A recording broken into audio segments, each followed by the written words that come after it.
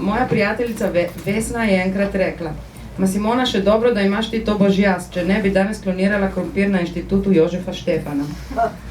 A si me predstavljaš v beli hali, kako kloniram krompir?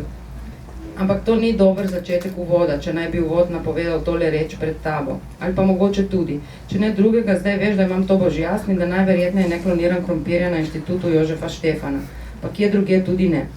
Vesna je to rekla, ker sem bila v osnovni šoli grozno pridna. Potem pa je šlo življenje svojo pot.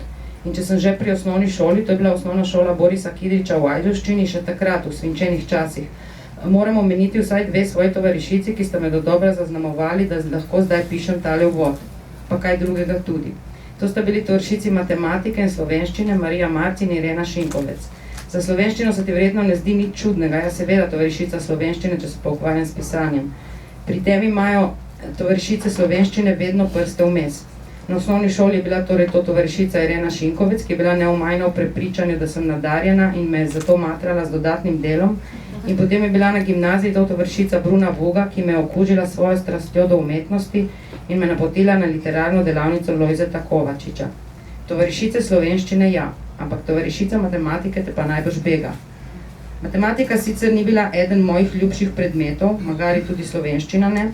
Tovarišica Marija Marc pa tudi ne ena mojih ljubših tovarišic. V svojih nočnih morah sem se družila z njo še dolgo potem, ko sem osnovno šolo končala. Ampak v resnici imam matematiko zelo rada. Kasneje sem celo razmišljala, da bi šla še enkrat študirati in to matematiko.